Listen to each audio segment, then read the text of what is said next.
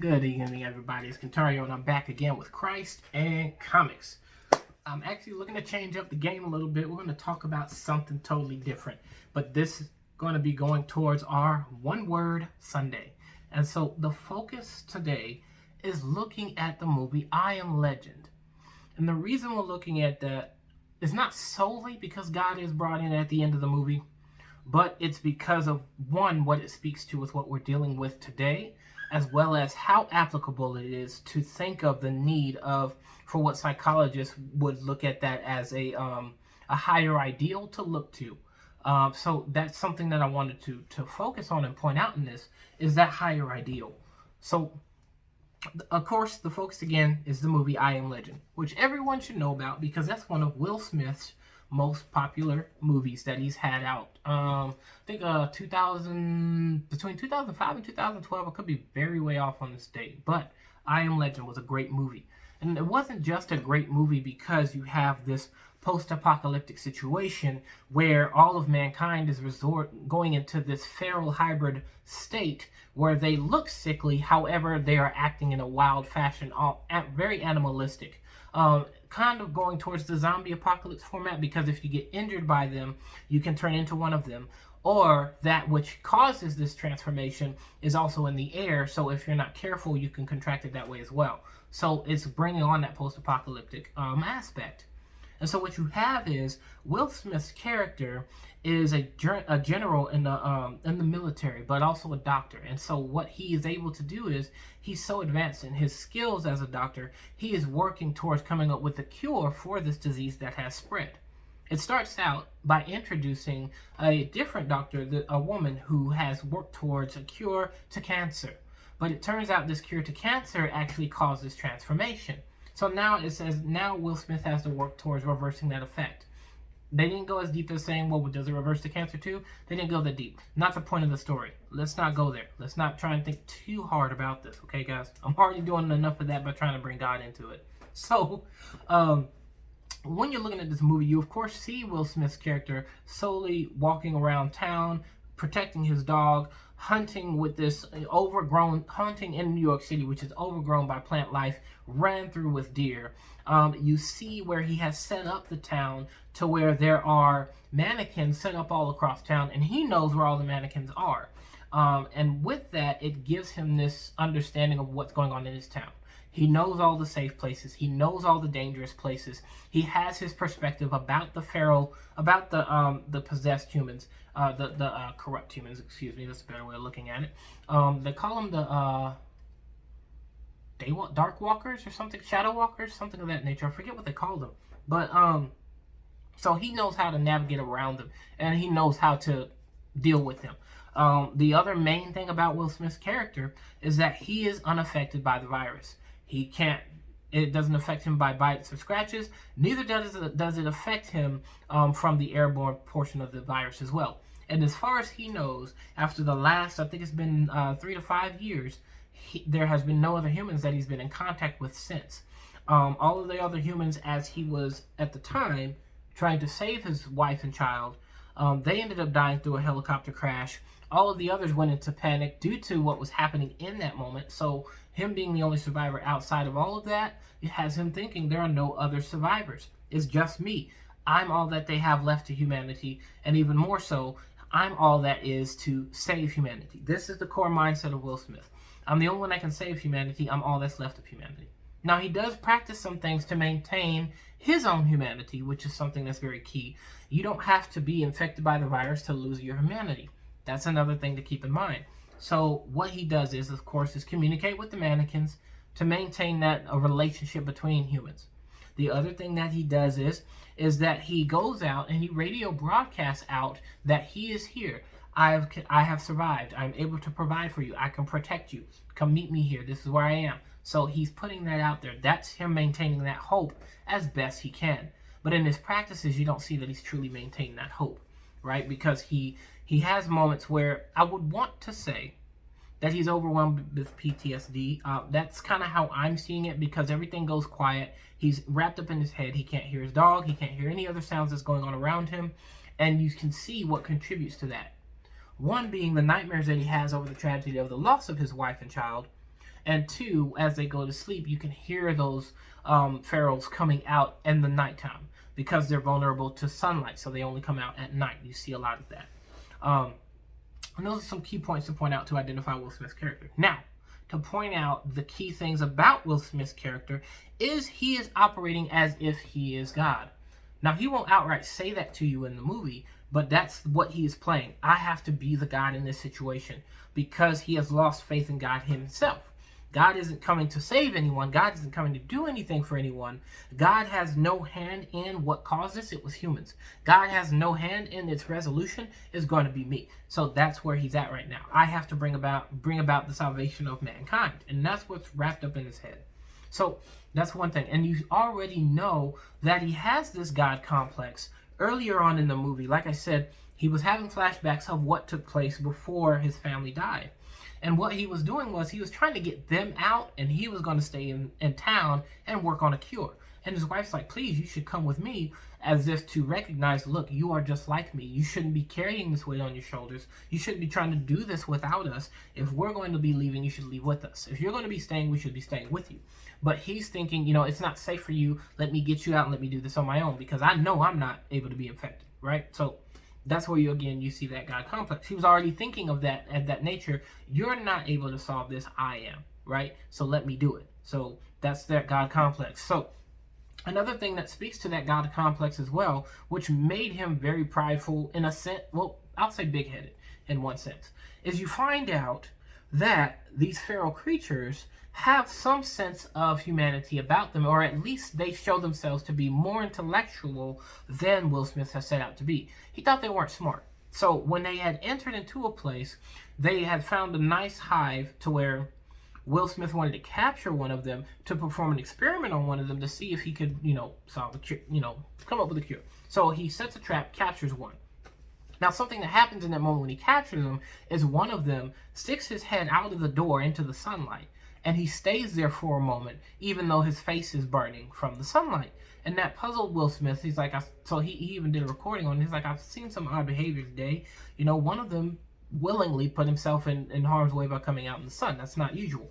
But the thing was about it, he wasn't putting two and two together to close that gap that this person has a relationship with who he captured. Not only is he the head of this hive, I guess you could call it, but he's also the one that had that relationship with that woman. You took my woman, I'm coming for my woman. That's where this character, this beast was at in his mind. And you see that later on because the trap he used to capture her, the beast uses to capture him, or at least get him wrapped up until nighttime so that the beast could come and take his life, which ends up leading to the death of the dog, which everyone is saddened over because Will had to break the dog's neck after the dog ended up getting infected. It was a very sad moment, and it led to Will Smith giving up on everything. If I can't even have this, that's it. That it's over.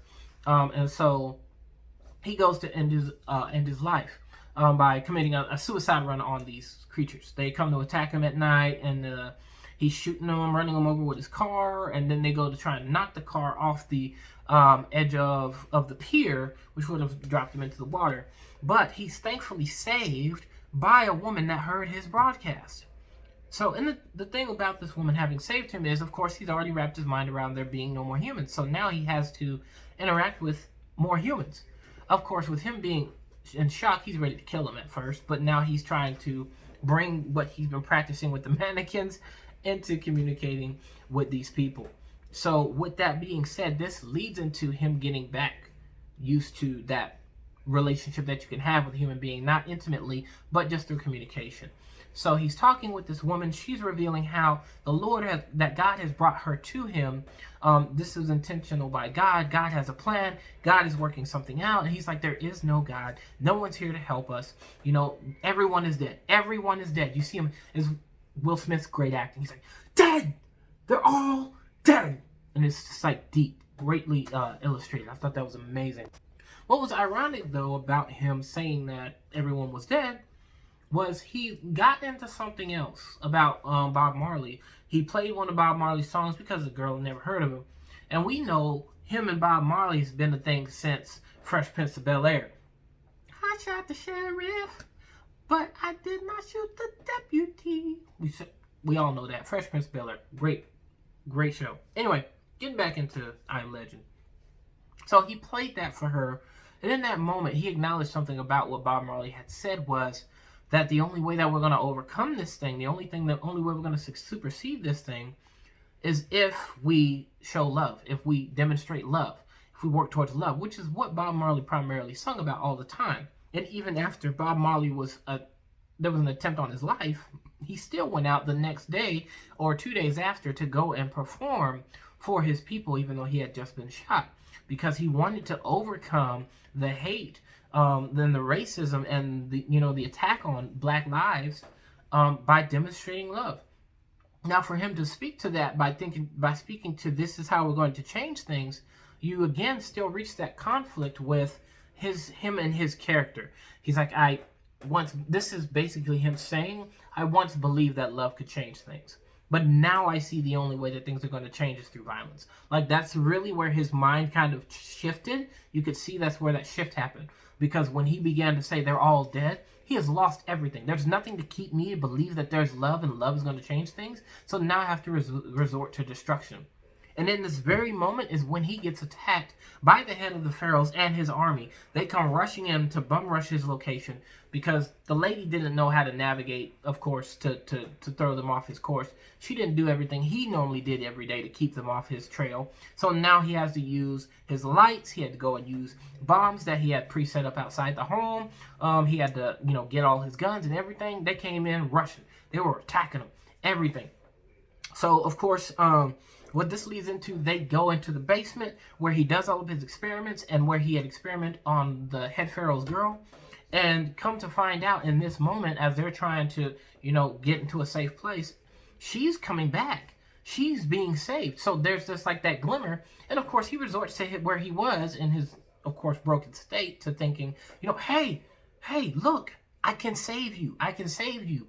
He's seeing now, one, that they are able to think, that they are able to build relationships themselves. So he tries communicating with them. It doesn't work. They're trying to break through this glass that he has set up to keep them shielded for the time being. They're trying to break through the glass. They're not listening. They don't want a cure. They're not focused on it. Okay? So he's still trying to tell them this.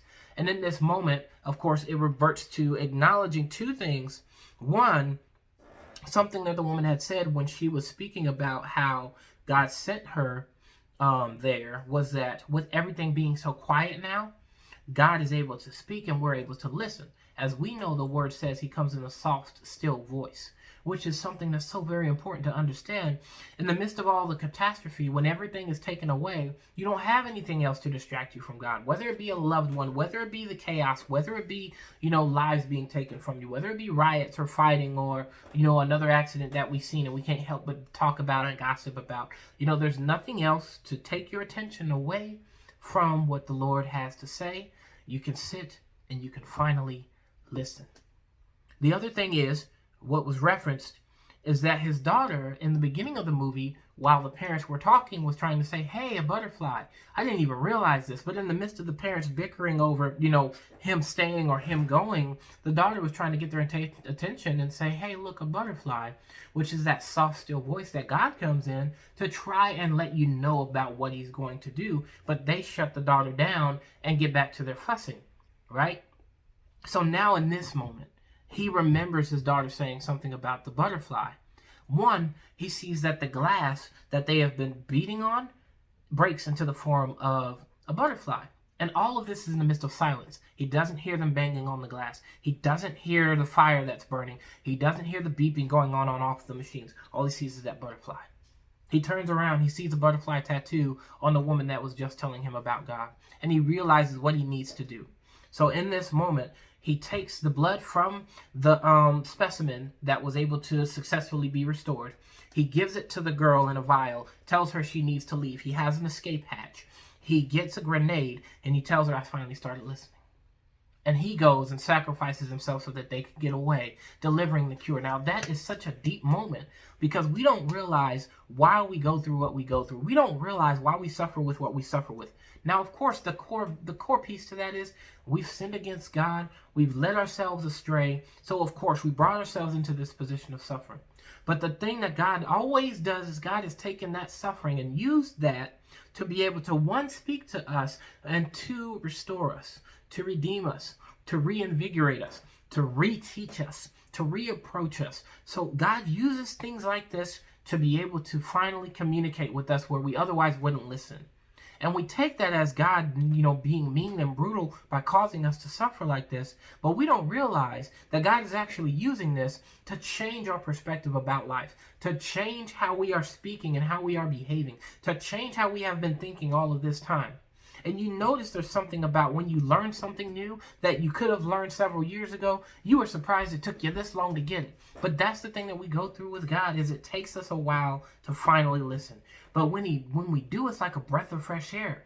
We can do anything. We can complete anything. We can fulfill anything. We can change anything. But we need to slow down and start listening to God more and implementing those things versus trying to have our voice. We've been yelling. We've been screaming. We've been fighting. We've been fussing. We've been messaging. We've been posting. We've been gossiping. We've been ragging. We've been unfriending people. We've been fighting for a long time, the same way every time, and nothing seems to change. It's time to stop fighting, listen in the midst of the silence, and hear God speak. And that's really all that I have for you guys. I hope you go back and watch the movie I Am Legend and listen to these nuggets and see that it has a lot of points that can speak to what we're dealing with today. And ironically enough, whenever you look at those feral creatures, it's weird that all of them are white. I thought that was kind of funny, in my personal opinion. If you guys want to check that out and kind of find that funny too, thank you guys, and I hope y'all have a blessed day. Thank you for this One Word Sunday.